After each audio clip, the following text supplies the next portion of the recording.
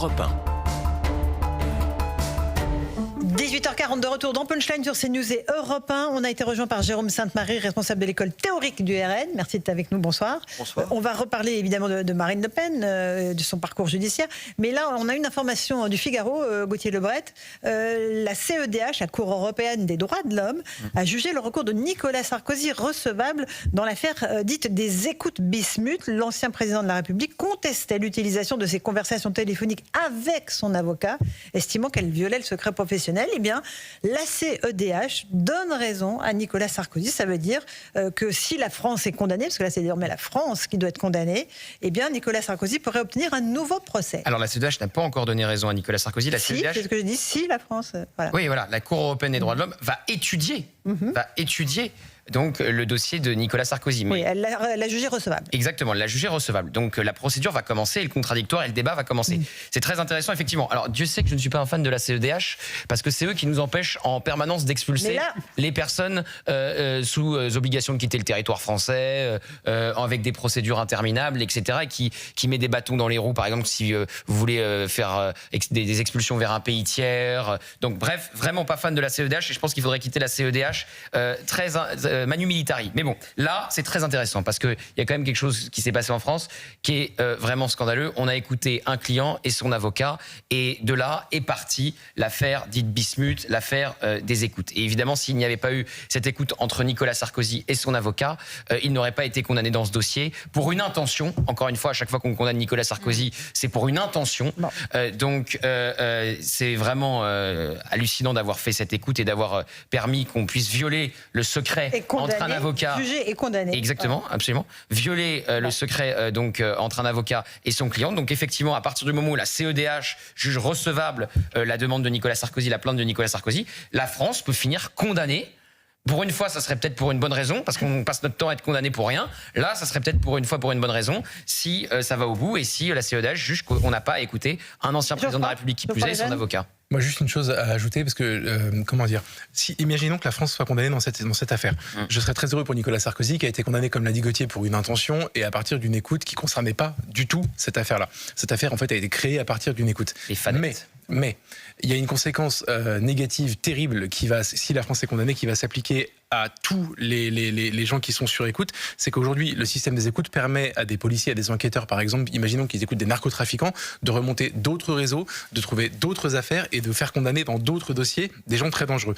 Donc je pense que ce sera une conséquence immédiate. Si la France est condamnée, ils pourront plus tout à coup faire ces écoutes qui pourtant permettent de résoudre beaucoup d'affaires.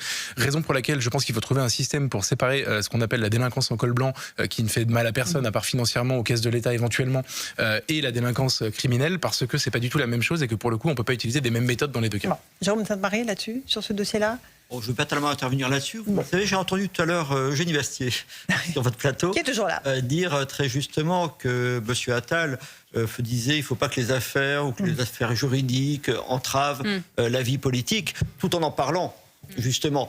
Et ne tombons pas dans le même travers. Si vous voulez, je crois que la campagne pour la présidentielle a commencé hier ou avant-hier, et que donc désormais il faut vraiment parler politique. Ne nous laissons pas, si vous voulez, empêcher de décider, comme nous l'avons été en 2017 d'ailleurs, avec l'affaire Fillon. Ne nous laissons pas empêcher de décider de ce qui est bon pour le salut du pays. Ça sera la stratégie de Marine Le Pen pour les mois à venir. Donc ne plus parler de la justice, de ce pouvoir en cassation qui la ramène évidemment aux affaires. Et vous savez, il y a un grand rendez-vous démocratique sous la Ve République, c'est l'élection présidentielle. C'est là où on décide de l'avenir du pays. Vu l'état de la France, ça ne me paraît pas un rendez-vous que l'on peut se permettre de rater une nouvelle fois en 2027. Donc il faut s'y mettre tout de suite et parlons des dossiers réels de ce pays. Du pays. Alors, à mon sens, d'ailleurs, je pense que c'est une erreur de la part de Gabriel Attal, dans laquelle n'est pas tombé trop Édouard Philippe, mais d'attaquer Marine Le Pen, d'aller très très fort sur le plan judiciaire depuis hier, en disant Marine Le Pen est une délinquante, tout en disant qu'il ne faut pas parler de la justice, mais en attaquant énormément là-dessus. Je pense que ça peut créer une sorte de lassitude chez les Français. Gabriel Attal, justement, qui s'était distingué en ayant des propositions de fond assez fortes. Je trouve qu'il parasite sa propre campagne en attaquant constamment Marine Le Pen sur ce sujet depuis hier, et ça brouille un peu son message. Et ça, je ne suis pas sûre que ce soit utile à ça. Alors que vous l'avez dit aussi, les électeurs ne lui en tiennent absolument pas rigueur. Et en on plus, a un sondage IFOP pour le Figaro et LCI, elle est devant, 35% des intentions de vote. Elle distance largement Édouard Philippe, qui arrive à 19%, Jean-Luc Mélenchon 15%. François de Rugy, visiblement, il n'y a pas d'impact sur l'électorat. Ce qu'on vient d'apprendre sur la Cour européenne des droits de l'homme, que Nicolas Sarkozy a saisi après l'avoir souvent critiqué, il faut bien le dire, y compris quand il était au pouvoir, ou après lorsqu'il cherchait à revenir au pouvoir. Le sujet d'ailleurs de Marine Le Pen relève un peu de la même chose, car on se souvient des propos d'une Marine Le Pen il y a quelques années qui disait qu'il fallait condamner des élus qui auraient commis des infractions financières, et elle disait tout type d'infraction à des peines d'inéligibilité à vie. Et moi, je peux le dire en tant que député, et j'étais président de l'Assemblée nationale à l'époque, en 2017, j'ai combattu cette idée de la peine d'inéligibilité à vie. Pourquoi ? Et nous avons été quelques-uns députés de la majorité à l'époque à dire attention à cet emballement qui consiste sous la pression d'une émotion populaire. À l'époque, c'était l'affaire Fillon, qui n'a pas été empêché d'être candidat. Il ne faut quand même pas exagérer non plus. Il a d'ailleurs fait 20% des voix à l'élection présidentielle, ce que beaucoup de candidats LR aimeraient bien faire aujourd'hui. Mais ce que je veux dire, c'est que quand on défend un peu des principes, et qu'on dit la justice et donc la législation que l'on fait, qui ensuite peut donner lieu à des décisions de justice, elle doit être équilibrée. Et en effet, non, il ne faut pas avoir de peine d'inéligibilité à vie, parce que quelqu'un a pu commettre une faute et être condamné à un moment, et peut après revenir. De même que on peut considérer en effet que les électeurs sont suffisamment grands pour juger, ils savent que telle ou telle personne a fait l'objet de telle ou telle condamnation, mais qu'ils gardent leur liberté de choix politique au moment du vote. Voilà. Et il faut avoir ces grands principes en tête. Et je trouve ça dommage qu'un certain nombre d'hommes ou de femmes politiques ne fassent pas preuve de cohérence au fil du temps, et que par ailleurs, les médias, pas tous bien sûr, mais qu'il y ait souvent des vagues médiatiques. Il faut savoir, moi j'ai été moi-même attaqué violemment par tout un tas de médias quand j'ai défendu cette position équilibrée. En meute, effectivement. Non, mais Monsieur de Rugy, il y a une contradiction interne dans votre discours. Vous ne pouvez pas appeler au respect des principes et des règles juridiques en les piétinant. C'est-à-dire, à partir du moment, ça a été dit par de très hauts magistrats ces dernières heures ou ces derniers jours, à partir du moment où il y a un pourvoi en cassation, Marine Le Pen est rétablie dans sa présomption d'innocence, et on peut enfin, c'est une excellente nouvelle pour la démocratie, on peut enfin parler politique. Donc les règles Parlons politique. Non, mais moi je n'ai rien piétiné du tout. Elles ont été rappelées par des très hauts magistrats, je ne vais pas les citer à nouveau, mais je pense Rémi Hetz, ce matin, procureur général de la Cour de cassation. Le pouvoir en cassation, il faut respecter. Vous savez, le droit, ce sont des règles, ce sont des formes. Les formes sont respectées. Elles sont extrêmement claires. Elles sont extrêmement claires. Elle est aujourd'hui rétablie dans sa présomption d'innocence. Est-ce que vous pensez, Jérôme Sainte-Marie, que Marine Le Pen est une meilleure candidate que Jordan Bardella? Quelle étrange question. Je constate à travers, vous savez, je suis d'abord sondeur. En tant que sondeur, justement, je vous le demande. Voilà, à travers les intentions de vote qui sont publiées, dont on connaît la fragilité, c'est pas un pronostic, etc., etc. Mais ça donne un rapport de force, ça donne un état de l'opinion. On est tous d'accord. Eh bien, on avait constaté qu'un écart s'était créé entre Jordan Bardella et Marine Le Pen, 2, 3, 4 points. Qui vient de se résorber. En faveur de Jordan Bardella. En Jordan Bardella, il était dit, y compris par moi, je crois, que cela tenait très largement au fait, et c'est un sondeur malheureusement très expérimenté qui vous parle, qu'il y avait, que pour les gens, quand on leur demandait si l'élection avait lieu dimanche prochain, pour lequel il y aurait le plus de chances que vous votiez.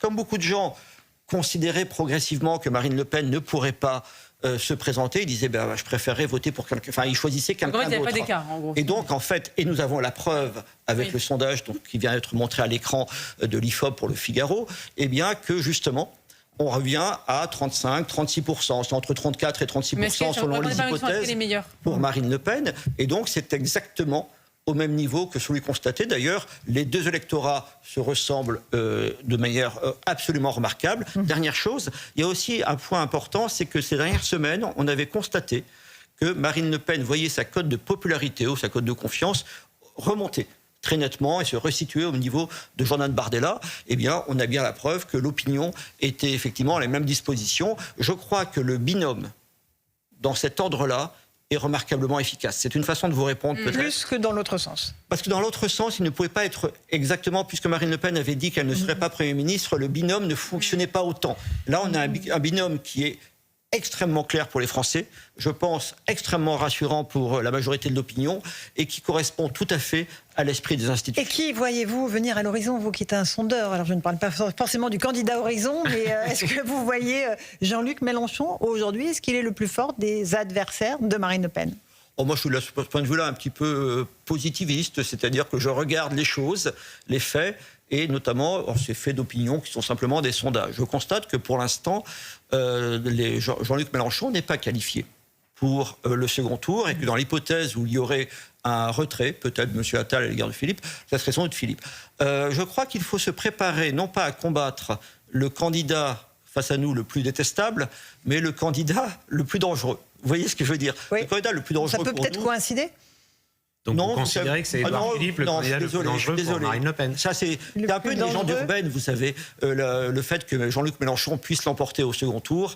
Tous les sondages et l'évidence la plus tangible. Vous avez intérêt à dire ça pour qu'il y soit. Oui. Non mais 70-30, il faut voir le rapport de force, c'est jamais arrivé dans l'élection présidentielle. Excusez-moi, Eugénie Bastier, de faire prévaloir mon goût de la vérité sur mon intérêt électoral. Et évidemment, dans ce point de vue-là, vous avez le danger, si vous voulez, que Jean-Luc Mélenchon l'emporte est extrêmement faible. Alors, je ne suis pas sûr qu'il ne soit pas au second tour, ça c'est possible. Mais là... selon les hypothèses, je crois qu'on l'emporterait, selon les hypothèses, entre 67 pour un institut, 70 pour l'autre, face à lui. Est-ce que ça serait cela? Je n'en sais rien. Mais l'hypothèse que Jean-Luc Mélenchon puisse l'emporter me paraît très faible. Donc vous préférez affronter Elle est souvent agitée. Parce que j'ai quand même regardé, et puis je fais un peu de sociologie des commentateurs, si vous voulez. Eh bien, elle est souvent agitée, cette perspective d'une possible victoire de Jean-Luc Mélenchon, pour justifier le fait de voter pour quelqu'un d'autre que Marine Le Pen. Ça me paraît une grave erreur. Marine Le Pen sera au second tour. Je ne suis pas sûr que Jean-Luc Mélenchon y soit. Bon. Et si on devait affronter quelqu'un du bloc central, eh bien je crois qu'il faut s'y préparer très activement. En zone campagne sur le fond. Jean-François Lejeune. Je pense que Jérôme Sainte-Marie ne va pas me démentir, mais moi j'ai eu la discussion il y a quelques semaines avec Marine Le Pen sur la question du second tour, si elle pouvait se présenter et qu'elle était qualifiée au second tour. Et elle me disait qu'elle préférait, elle, affronter Édouard Philippe ou un candidat du bloc central plutôt que Jean-Luc Mélenchon, pour une raison d'ailleurs qui se comprend assez bien, c'est que si vous êtes élu face à Jean-Luc Mélenchon, vous êtes élu un peu comme d'ailleurs ont été élus les gens contre Marine Le Pen, c'est-à-dire par rejet de l'autre, avec un mandat beaucoup moins clair de la part du peuple pour accomplir votre programme, alors que si vous êtes élu face à quelqu'un qui représente une majorité sortante et que c'est projet contre projet, avec pas une réelle certitude, même si les sondages vous sont favorables pour l'instant, de l'emporter, au moins vous êtes sûr que vous avez une forme de légitimité pour exercer votre mandat derrière. C'est ce qu'elle m'a expliqué, je trouvais l'argument se défendait. Bon, allez, dernier mot, Jérôme Sainte-Marie, sur cette présidentielle qui se profile. On est encore très loin de l'échéance. Hein. Honnêtement, tous ces sondages ne valent honnêtement pas grand-chose et on le sait. Je crois qu'aujourd'hui, c'est moins une question de préférence. On disait quelque chose de très juste il y a quelques jours. On va de nouveau le répéter. Il faut se préparer dans cette campagne qui va être très longue, qui va être probablement assez difficile. Eh bien, il faut se préparer à cette élection comme si nous étions donnés à 15% d'intention de vote. C'est-à-dire alors que vous en avez 30. Un an avant les présidentielles de 2022, les sondages donnaient le ticket du second tour de façon assez juste. Hein. C'était Macron en tête et deuxième Marine Le Pen à 22. Elle était à 22, elle a fini à 24. Donc, et surtout, donc moi, on critique vous les sondages, mais vous pourrez, vous qui connaissez bien, il y a quand même une grande constance dans les intentions de vote. Sur le Front déjà depuis le Rassemblement national. Oui, non, mais il y a une grande constance dans les intentions de vote, mais comme on n'est pas sûr du tout de l'offre électorale finale face à nous, puisqu'il y a des concurrents qui sont moins divisés idéologiquement, qui ne le sont par leurs ambitions personnelles, eh bien, on ne sait pas du tout, face à nous, on ne sait pas du tout quelle est la configuration réelle à laquelle vont être confrontés les Français au printemps prochain. Merci beaucoup, Jérôme Sainte-Marie. Merci à Geoffroy Lejeune, à Gauthier Lebret pour cette belle saison. Bravo à vous. Merci, pour 100% frontières et 100% politique. Merci Eugénie Bastier et cher François de Rugy pour cette belle saison de Punchline. Je remercie ceux qui étaient en régie aujourd'hui, David Tonnelier, Jean-François Couvla, Martin Radley, Mani Pézac, Alix Cagnard, bien entendu, et David Poujol. J'embrasse Pierre de Villeneuve, qui vous attend sur Europe 1 pour Europe 1 Soir. Christine Kelly, je l'embrasse tendrement pour Passer à l'info. Et c'est Olivier de Guéranfleck que vous retrouvez la semaine prochaine pour Punchline. Mais écoutez, c'est les vacances en même temps. Voilà, on va prendre un petit break. On va revenir en pleine forme à la rentrée avec plein de nouveaux projets, plein de nouvelles idées. Merci à vous et bel été. Bonne journée et à bientôt.